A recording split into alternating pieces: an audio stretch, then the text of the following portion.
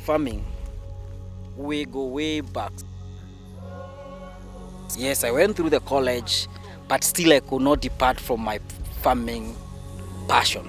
Morris Mudwiri grew up on a farm in Kenya, and he represents a growing generation of agribusiness entrepreneurs in sub-Saharan Africa who are transforming their family's historic farming tradition to develop modern agribusinesses. We have macadamia here, which is Muranga 20, and we have avocado, which is Hass avocado.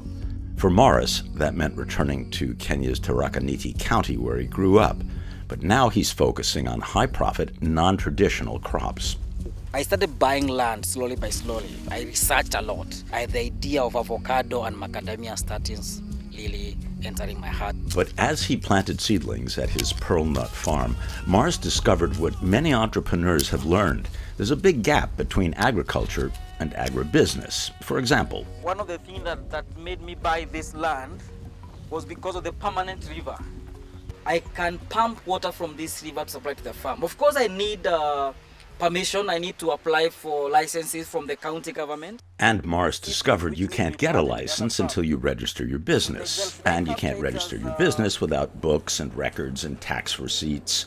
I was not keeping any records.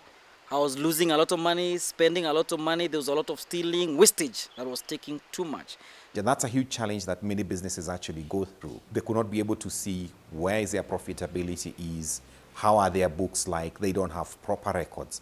Stephen is a member of a global communities team in sub-Saharan Africa that's addressing the challenges for the little guys in agribusiness. They're called SMEs, small and medium enterprises, from processors, haulers, and aggregators to resellers and commercial farmers like Morris. SMEs represent a vital link connecting sub-Saharan Africa's growing cities to healthy, affordable food.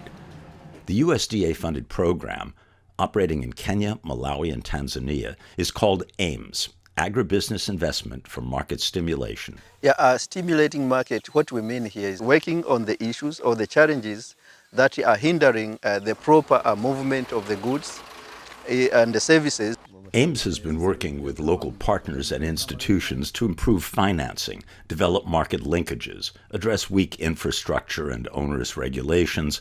But AIMS discovered that first, those small agribusinesses needed to become more business-like. We want to facilitate linkage to markets and access to finance. And most of them, they are not even eligible for the finances because their books of account are not there, they are not in order. So that is where the consultant comes in. Business consultants like Jeremy Ragunya, they're an essential component in the AIMS program called Business Advisory Service Providers, or BASPs.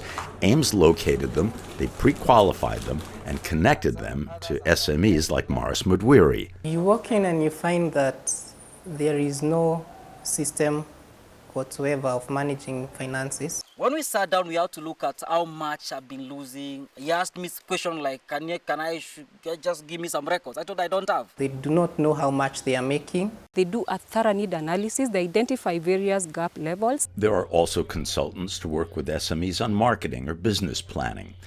AIMS facilitates these connections, but unlike many other programs, AIMS only subsidizes the introductory consulting fee. After that, the businesses need to see enough value to pay the consultants themselves. What has happened for us, and the agribusiness will find value and now be willing to continue paying. So it is sort of a strategic matchmaking. It's been a good match for Morris and Pearl Nut Farm.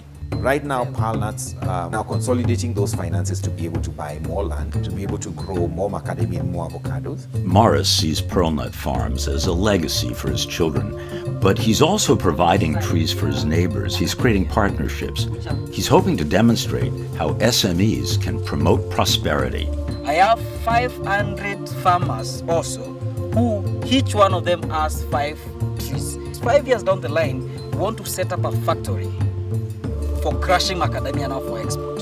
If that dream works, which I'm 100% sure it will work, it will be massive. You're going to come and find developments taking place. Why? Just because of Morris decided to be a farmer.